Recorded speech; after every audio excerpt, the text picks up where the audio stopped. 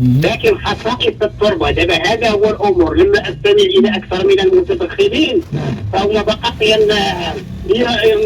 ينظرون إلى الصفائح فقط، يعني كيف تتلاقى الصفائح، كانت تبتعد بينها مثلا بيننا وبين أمريكا والصفائح الأمريكية بيننا، لأن هناك وسط محيط الأطلسي تنبعث منه الصخور النارية وتتجمد ونعتمد بعضنا البعض. فإذا كان زلزال فهو بعيد جدا وسط القارة، إلا زلزال 1755 أظن الذي وقع غرب جنوب البرتغال، هذا هو اللي كان مدمر. وممكن أن تقرأ عنه في التاريخ أنه يعني دمر مدن عن طريق ماذا؟ ليس الزلزال وحده ولكن الموجات السينامي. الحمد لله أن الزلزال الذي وقع وهو من درجة على درجة عالية 7 درجات أنه وقع بعيدا عن البحر حوالي 100 كيلومتر. لو كان داخل البحر لوقع ما يسمى موجات سينامي، وممكن أن تغرق بعض المدن المستوية، يعني التي لها على مستوى البحر علوها، مثل سطويرة، مثل جزء من أسافي أو سالة إلى آخره. ولكن الحمد لله هذا الزلزال وهذا يعني رحمة بالله منا فهو وقع في منطقة داخلية بعيدة عن البحر، ولم يكن هناك انطلاقات داخل البحر. لو وقع انطلاق يعني لمواد من الأرض لوقع لا يقع في المشكل السينامي.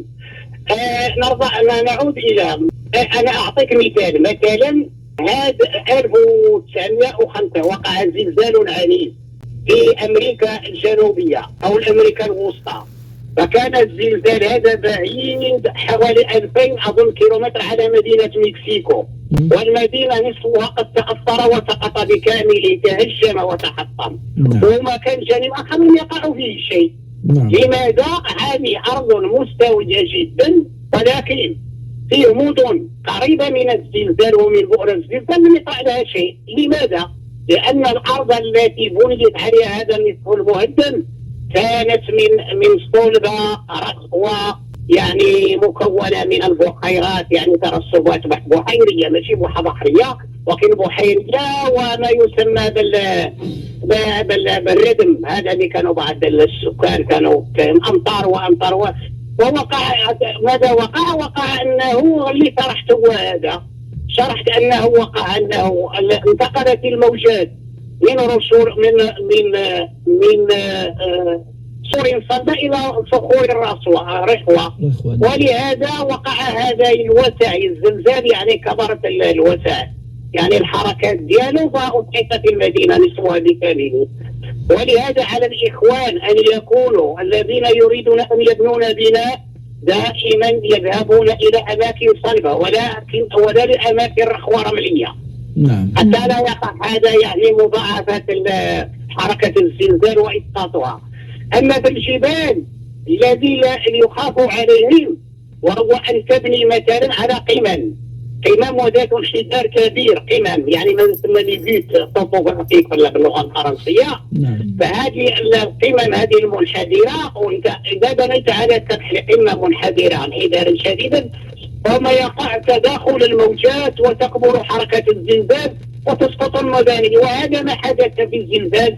لو شاهدت التلفزيون أن بعض القمم الطبوغرافية أنها سقطت بكاملها في مثلا في مولاي إبراهيم، هذا ما وقع في في طوبوغرافيك.